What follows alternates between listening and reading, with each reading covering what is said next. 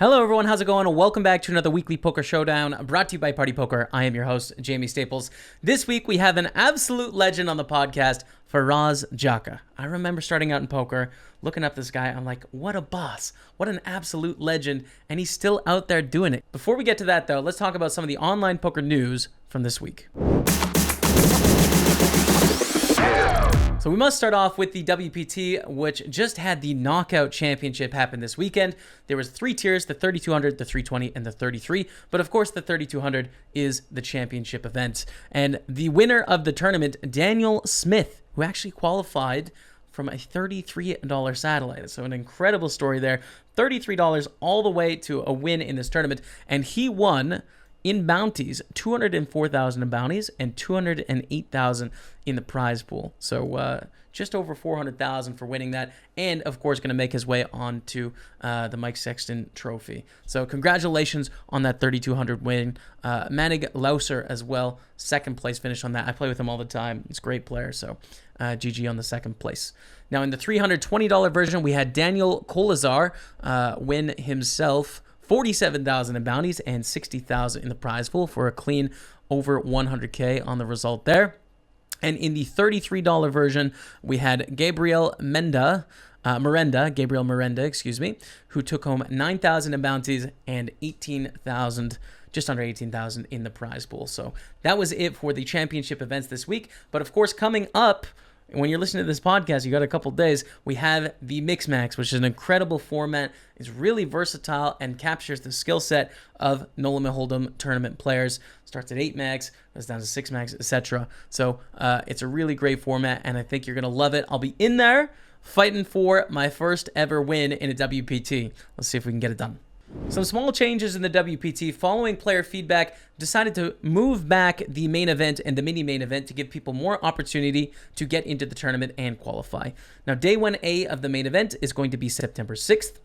And day 1B is going to be September 13th. So those are your days to play the main event. Day 2 is the 14th, day 3, the 15th, and the final day is the 16th, where they will crown a champion of this tournament. Now, the mini main event also scheduled with a couple starting days.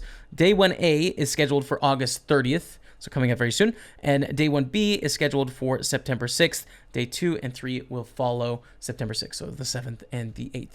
Those are your dates for the main event. Mark them down in your calendar. I'll see you in those main events. So more online poker news, and I'd be remiss if I didn't say the WSOP main event is going on right now on GG Poker. So I wish everyone good luck over there at GG Poker and everyone playing the WSOP main event. It is a 25 million guarantee. And it's already started, so I'm eagerly awaiting to see who is the champion of that tournament. Now on to some more of the online poker results this week before we get to the interview with Faraz Jaka. And once again, we got a report on Kristen Bicknell in this podcast. Won the WPT 7 Max High Roller for more than 79,000, so congratulations to Kristen Bicknell. Followed this up by winning 150K guaranteed Knockout Turbo for another 31K. Patrick Leonard, second place. True story, I went out of that one in the money, really deep, lost kings to sevens all in, and I'm still bitter about it. I snuck a bad beat into the podcast. I apologize, everyone. I'm sorry. I'm sorry. Okay. Ike Haxton as well won first place in a 215K of 215,000, in a 25K WPT Super High Roller. So congrats to Ike. What a legend. And WPT 6 Max Mini Championship was won by Bruno Volkmann for just short of 122K. Some great results there. Congratulations to everyone. Now over on the WSOP, David Peters won his second World Series of Poker bracelet, taking first place prize of 360,000 in the 10K No Limit Hold'em Championship. David Peters, what a legend of the game, dude. I mean, I've seen him play on streams for several years. I think I played with him live once. I might have just made that up in my dreams, but I think I've played with him live once. Really incredible player and a deserving second bracelet for him, so congratulations. Seth Fisher cashed for the top prize of more than 444,000 in the 1500 GG Masters WSOP edition. And the 2500 was won by Leonardo Matos for just short of 400K. That's it for the online poker news this week, though. Let's get into the conversation with Faraz Jaka. It was an amazing conversation. I mean, I had all these questions, right? Party Poker helps me out with a bunch of questions and does some research to help me prep for this. So we've got 15, 20 questions here. I think we got to like 4. Like, Faraz is a great storyteller. He's an amazing guy, and I think you're really going to love the conversation. So, a poker legend, been around since I started, Faraz Jaka. Joining me on the podcast today, I have a poker legend, a guy that's been at it for 15 years plus in the game, poker coach, entrepreneur, excellent poker player, Faraz Jaka. Thanks for joining me. What's up? Glad to be here. Thanks for the invite. Yeah, man. Cheers. I'm looking forward to talking to you. I mean, it's a bit surreal. I remember watching you. I think it was a card player lifestyle kind of video of your flat in Chicago. Yeah. You went. What was that? What was that thing? That was the Aqua Building in Chicago, which was actually awarded for Building of the Year in the world for its architecture. Every single balcony is unique. It looks like a wave going up. That was a fun period of my life. I was like finally hitting it big. Had my like crazy year where I won World Poker Tour Player of the Year, and was still kind of young, with a bunch of money coming my way and kind of splashing around a little bit, you know? Right.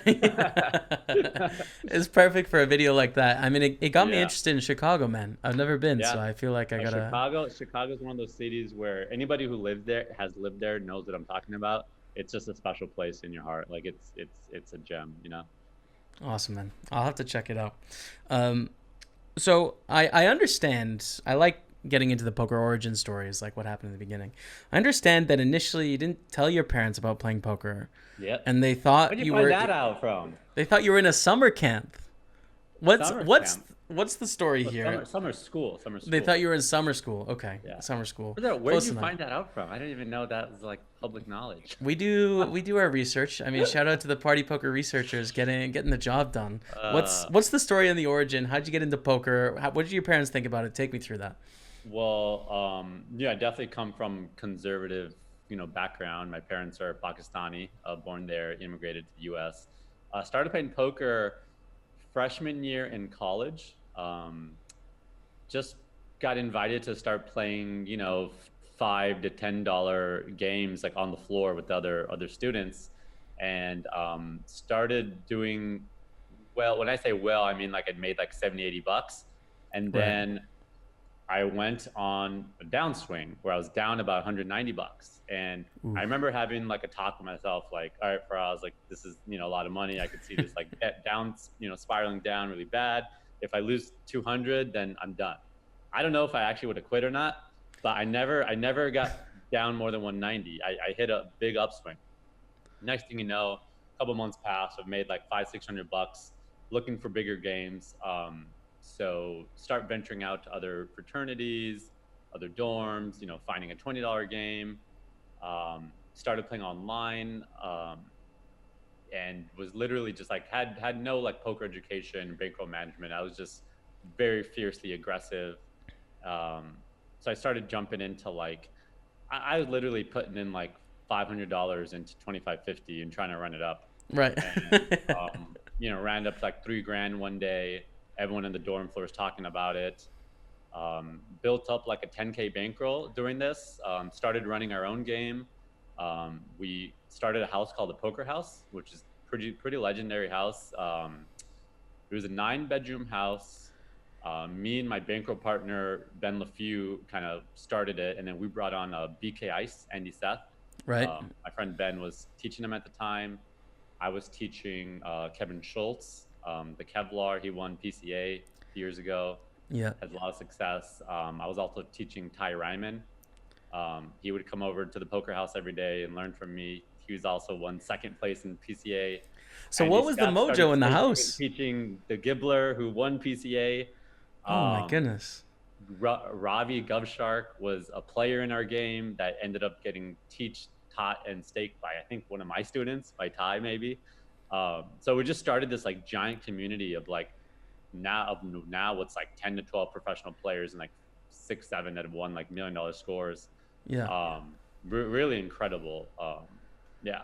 What was happening in that house? Like what was the environment to where there's been so much success that came out of it? So Ty wasn't going to school there. I think he was in community college there, but he lived there. So he would show up at my place at like 2 hours before I got home from school and already start grinding like in my room. And then I'd show up, and we'd work together.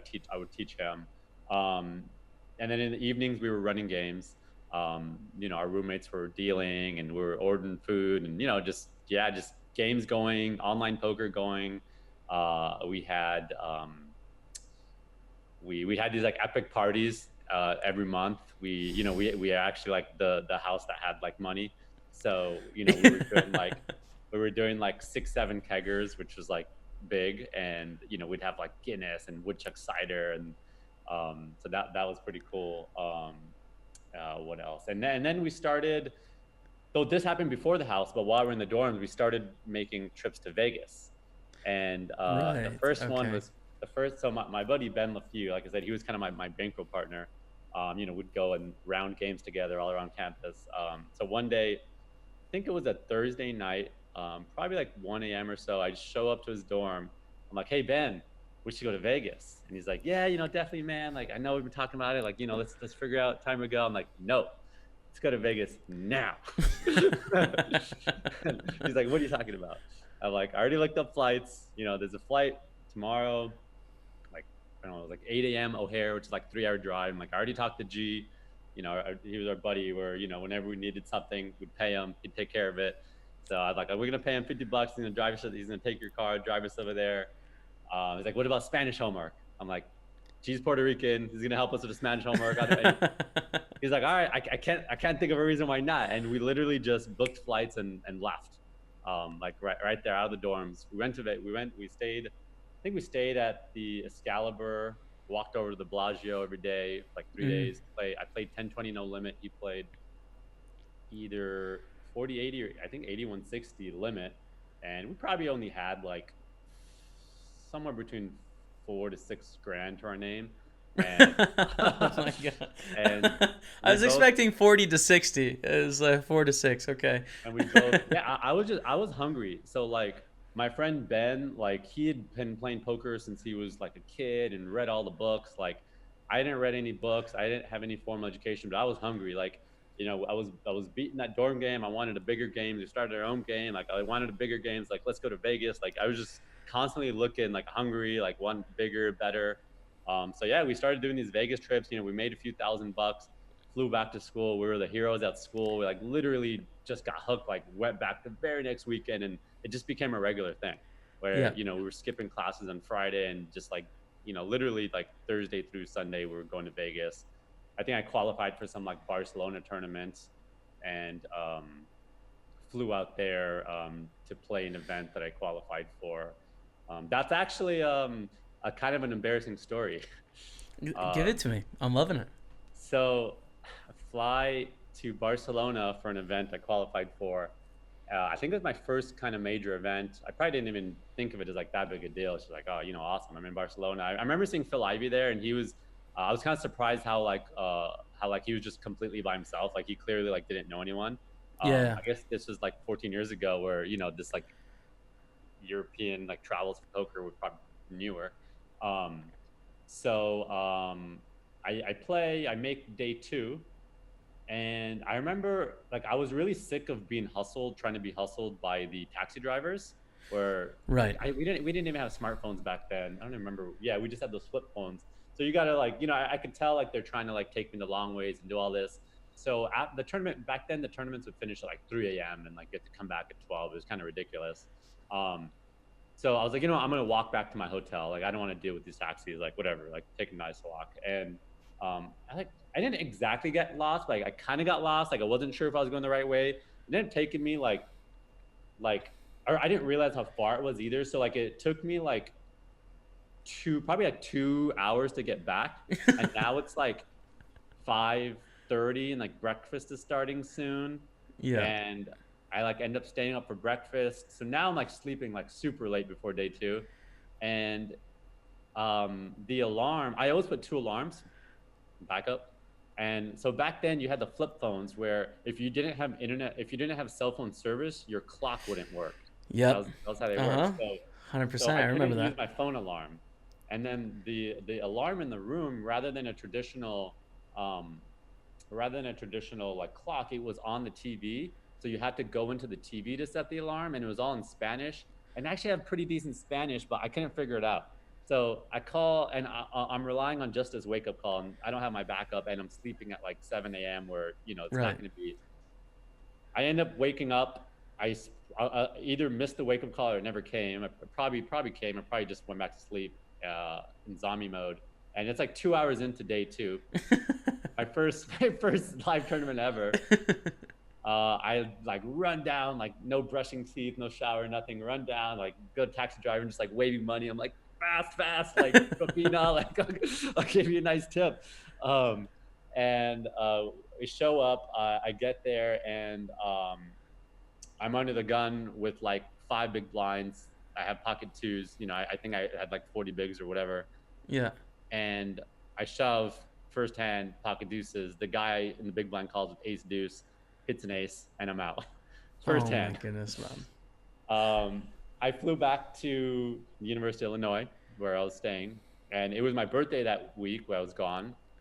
So when I got back to my room at the poker house, in front of my door was like 12 wrapped gifts. I was like, oh Right. shit, my friends, that's sick, I opened them, and every single one is an alarm clock. Probably Ben's idea. That's wow, that's amazing. That might be the worst first tournament possible. That one for us. You might hold the record for that. Yeah. So Vegas, trips to Vegas. I mean, when you're telling that story, it's just like hits me as my dream as an 18-year-old. Have you seen the film 21? It's blackjack. Obviously, Yeah, it's not yeah. poker, but they start doing the weekend trips to Vegas on the flight. I'm like, how cool would that be? It's If literally you're like us. in Yeah. school and you fly to Vegas for the Yeah. weekend, like unreal, Yeah. dude. You live the dream. I Yeah. love it. We did. Yeah. So take it back to your parents. When did they accept poker? Did they accept poker? How do they feel about it today? Yeah. So the way they found out I played poker was there's a article in the newspaper that said student wins 170 grand playing online poker. That was from the Daily Illini. That's how they found out. A friend sent it to them or something. But it's just like this whole like things on the internet. I was like on forums, like just being very open, just talking about like you weren't used to like, oh, the whole world can just like find everything out from the internet. Like that was very new. Yeah. um, so yeah, I found out there. We're immediately like very upset, like not into it. Both for like traditional reasons, and then also like in their family, like had, like this history that, oh yeah, like this is bad, like this can ruin, Hmm. can ruin things. And I ended up, because I was playing out of my bankroll and had no idea of bankroll management, that 180K after about 6 months went to negative 30K.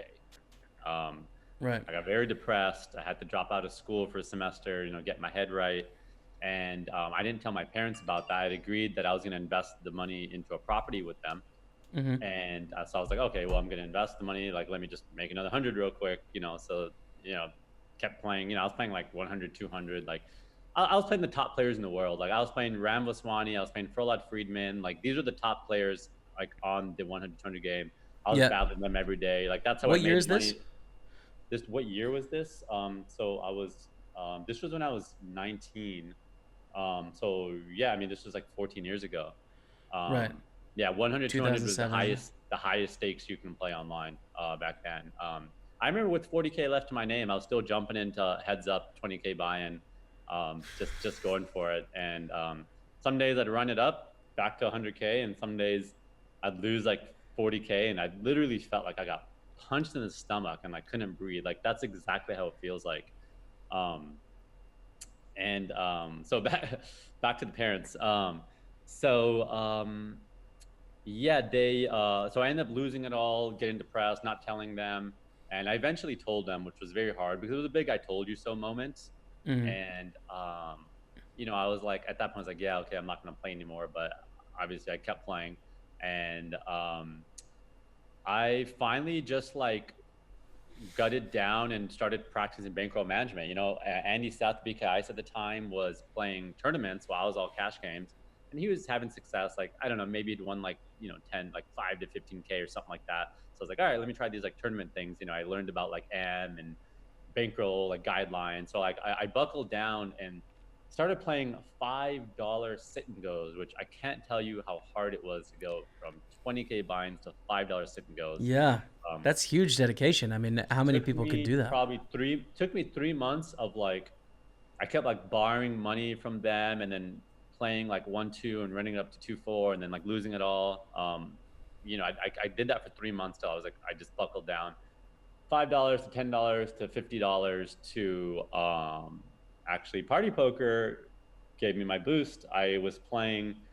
I would always satellite into the nightly event, which I think was like $150 buy-in with, I don't remember what the guarantee was, like probably around like 100 to 200K or something like that. Right. So I also qualified to an Aruba event. So I'm in Aruba. I bust the tournament. I do my nightly thing where I qualify into the nightly party poker event, and I win it like 30 grand by myself in an outdoor lobby with just me and a security guard, like late night, and I'm going crazy on the forums with my friends. Was he House. sweating? Nah, I had no idea what was going on. Probably just thought I was addicted to video games. Right. So that was my big boost, and basically I never looked back from then. I just went on. I turned into an MTT player and turned it around, and just kind of professionalized the way I kind of took poker. So parents. So now I made the money back, and basically, once I'd already kind of made, I don't know how much, maybe a few hundred grand. Probably I told them again, like, hey, look, like I'm doing this, I'm doing well, and Right. I think my dad started like seeing some of my spreadsheets and hearing me use the term return on investment, and like my dad's a business guy, so it clicked for him that okay, like this is a business and like he's handling it like a business. So he became like very supportive of it, which was actually like very helpful and like definitely big. And for my mom, it's very like unnatural thing. Like it's like the equivalent to just like saying like, oh, like your kid's a drug dealer. Like you can't tell Right. people that. Maybe that's a little extreme, but it's just one of those things you're never going to be able to like, But I think she just kind of trusts my dad's judgment, and so yeah. So yeah, my dad's super supportive, which is awesome, and obviously that's been over like 10 years now, since we've Yeah. gotten past those points. So yeah. That's great. I mean, that such interesting stories, dude. I wish we had like 3 hours and I could just get Faraz Jaka's life incomplete because it's so interesting. You talked a lot about poker coaching back at the poker house. It seems like you were coaching a lot of people. Your students eventually were coaching people. Like there was this whole hierarchy of poker coaching. I know you're doing poker coaching now, so I want to ask, like, has coaching in poker always come natural to you? Did you always think you were going to be a poker coach? And what are you doing now with poker coaching? Yeah. So back then, poker was just poker coaching. It just kind of happened. It wasn't like, I think there were some players playing in our game. Kevlar was one of them. He was just like, he wanted to like learn and get better and be a part of kind of like our success. So I just took him under my wing, and that was more kind of a staking coaching thing. Ty Ryman was also a staking coaching thing. So it was really just out of kind of staking people. And then I think Ravi one day came over to my place for like actual paid coaching. That was probably the first time one of the first times I did paid coaching. That just kind of happened. I don't even know how it happened, but over the last over the last 10 years, I always kind of like on and off would just coach a couple players. It wasn't like a full-time thing for me. And ever since COVID happened, I actually decided to dedicate, actually like serious time into coaching. So I'm doing two things. So one is I'm taking private one-on-one students, and I'm dedicating like 2 days a week to that. So it's like a part-time thing. And then the other is I'm doing training content for pokercoaching.com. So if any interested in checking it out, it's pokercoaching.com/Faraz. And I'm basically doing, hour-long training videos, and then also interactive quizzes where you basically get to play a hand and you get choices for decision, and then you pick, and then you hear my voice and it tells you what the answer is and why the other ones are wrong. So really cool kind of training tools. And I'm also doing private streaming on there, where I also do kind of public streaming, but my private streaming is all strategy based. So rather than hanging out, every second I'm talking strategy, people asking questions. So yeah, so that's on pokercoaching.com/Faraz, and their monthly subscription, you get half off if you use that link. And yeah, that like I've always been really anal about not revealing strategy my whole career. So it was a Right. pretty big deal. I just started doing this this year because of COVID. And it's just a decision I made to be able to transition into having a remote lifestyle. Okay. And yeah, and now I'm kind of half player, half coach. So why what changed from a mindset perspective? Because I was one of the first guys on the Twitch scene, right? So I was getting the chorus of good players saying, "Don't give away all of our strategy." I remember Doyle tweeting out like, "Who are these idiots that are giving away poker strategy?" You know, Mm-hmm. and it annoyed me because I was one of the guys giving away poker strategy, not the best poker strategy in the world, but some of Yeah. it, right? So So where's yeah, your mindset on it, and how has it yeah. evolved? So so at the beginning, I was also I still am very like don't talk strategy at the poker table. Like there's no reason to do Yeah, that. yeah, But a couple of things. So one, it's just the direction poker is going, and you just can't fight it. It's bigger than you. I say the same thing about. I used to be one of those people where I was like, oh, I don't want to like use my like, and I'm talking about like maybe 3 4 years ago. Like, I don't want to give my fingerprints to my iPhone. Like, I don't want it on record. Like, one of right. those people. Like, oh, like now I kind of realize that technology is just moving so fast that if you're not using it, then you're going to be behind the curve, Mm, yeah, and you're going to end up using it anyway. So all my friends that are like, oh, I'm not going to get an Alexa, it can record what you say and blah blah, I'm like, okay, like in 3 years you're going to be using it, because if you're not using it, your output is going to be far behind everybody else. You're going to make less right. money and just have a shittier life. So Hmm. that's my take on it.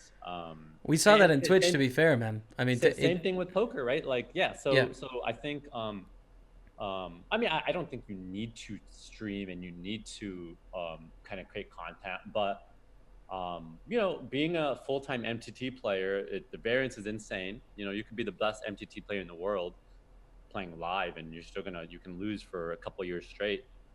So for me, it's two things. It's one, it's a way to kind of have more kind of stable income, especially kind of going into family mode. I'm married now, and yeah, you just want to be able to have a more stable income.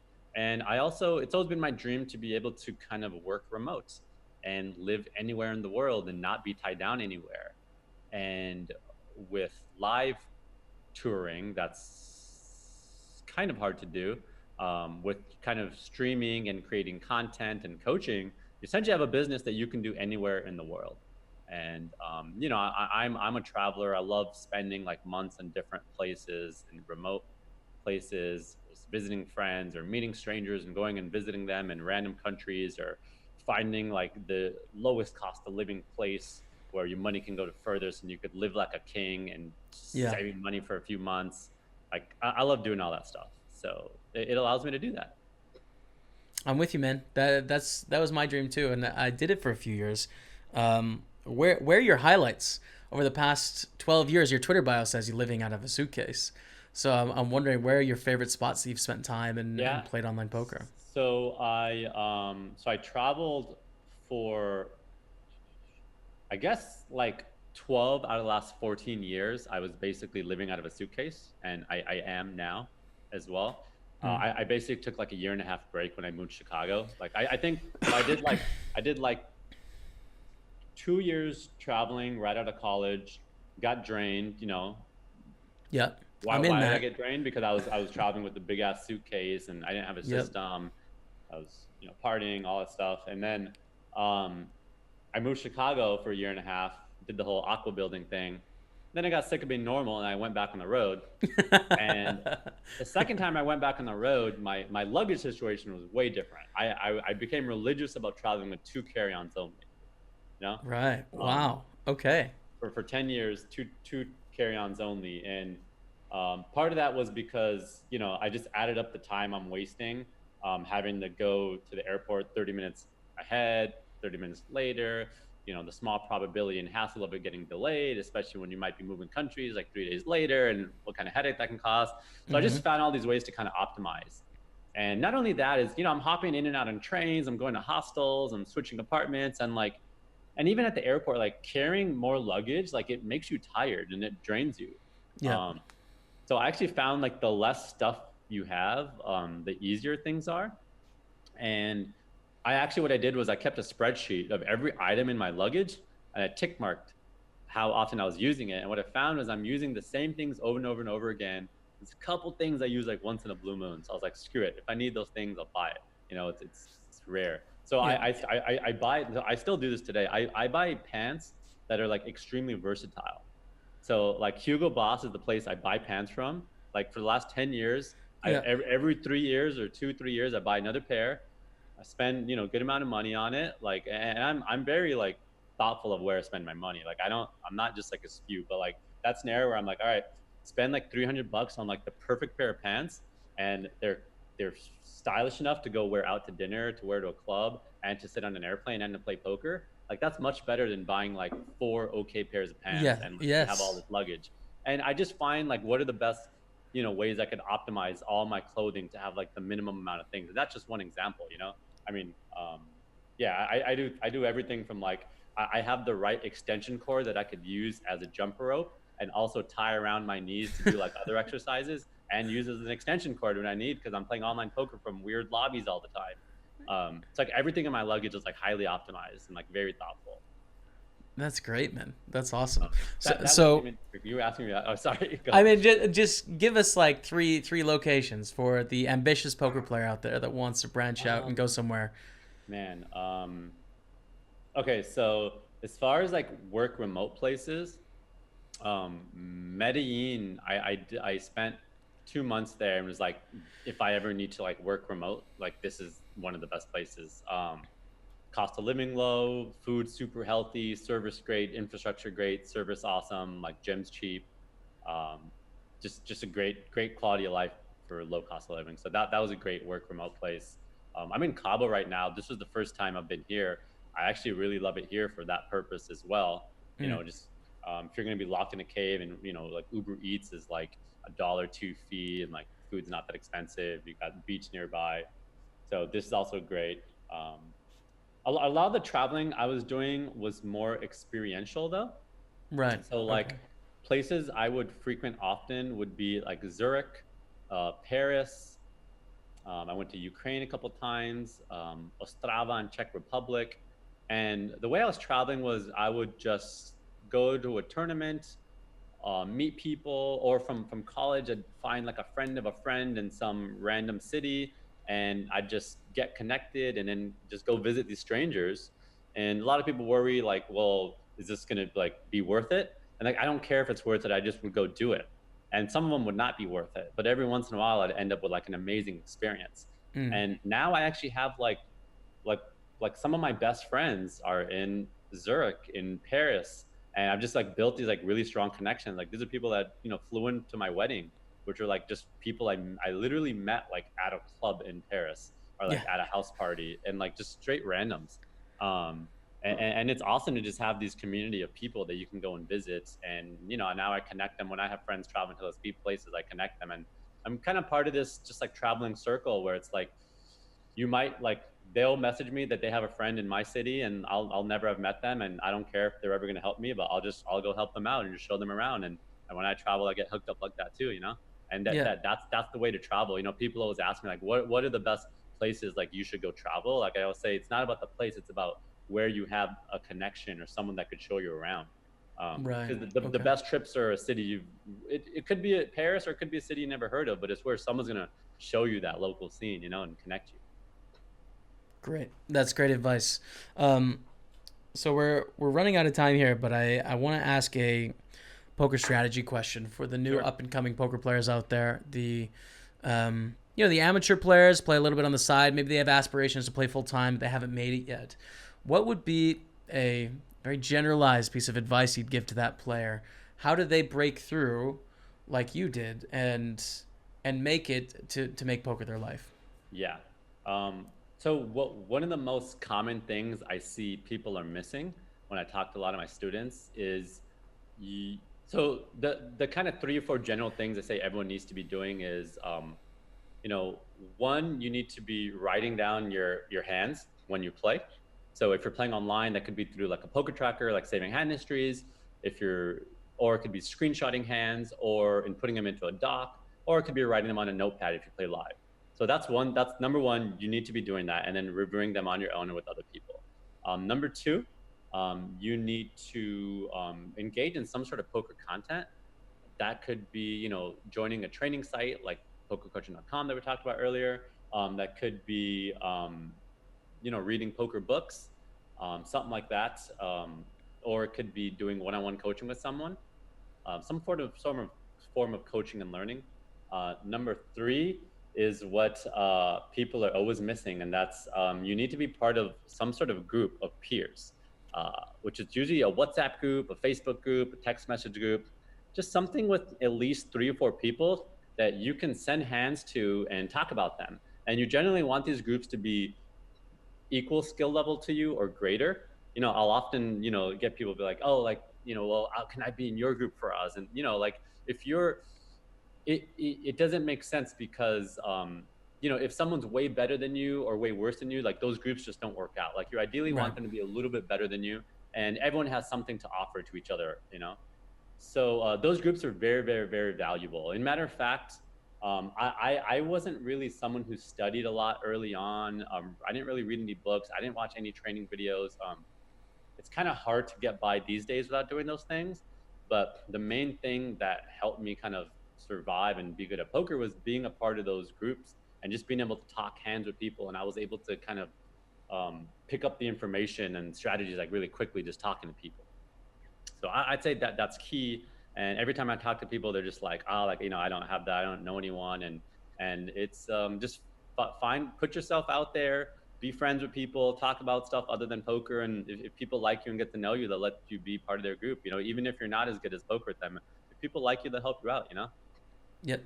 Awesome. I think that's great advice for us. And, man, it was a pleasure having you on the podcast. I wish I had more time. I got to keep the party poker editing team in mind here. Got it. I know you're out there streaming. We talked about streaming the other day. We had a phone call about it. Just based on this podcast, I can tell, dude, you're going to have a banging stream. Because I want to tune in. I want to listen to the Faraz Jaka stories about your career and then pick up the poker advice on the side. I appreciate you taking time. Follow me on Twitch. It's Faraz Jaka Poker on Twitch. So I just started streaming. And I haven't decided how often I'm going to do it yet, but I'm probably going to be streaming next week. So follow me and you'll get to kick it with me. There it is. Awesome. I'm sure everyone will check it out. Faraz, thanks so much. Yep, no problem. All right. Big thanks to Faraz for taking the time and coming on the podcast this week. Before I let you all go, we do a weekly competition here on the podcast, #JSPokerHero, where we give away some tickets for you all to play in some tournaments on Party Poker. So last week, at DeCorkit correctly answered the nationality of the WPT Knockout Championship main event winner, which was Irish. The tournament was won by Daniel Smith, as we just mentioned. This week, the question is, the WPT Mixed Max Championship concludes next Tuesday. What rank hand will be the winning hand? Like, for example, a flush or a full house or 2 pair or something like that. So what's the winning hand going to be? We are going to choose 2 winners here. 2 winners. Sorry, Party Poker. I only said 1, but I'm doing 2. You can, listen, take it out of my account if you need to. We're doing 2, okay? Use the hashtag WPTWOC. Use the hashtag JSPokerHero. Use those 2 hashtags. Guess the hand. I'm going to guess Royal Flush just to be a meme, okay? So that one's going to be out. And we're going to randomly choose 2 people that correctly guess the answer. Thank you all so much for checking out the podcast this week. I hope you tune into the Twitch stream in that we're doing broadcasts on the WPTs. I'm actually doing commentary on Monday night on there. Tuesday night will be the final of the Mix Mags. It's an incredible show, so I'd love to see you all there. But for the podcast listeners, thanks for listening. iTunes, leave a rating and a review or whatever you do over there. Spotify, do your Spotify thing. And on YouTube, like, comment, and subscribe. Thank you all so much for taking the time. But until next week, we'll see you later.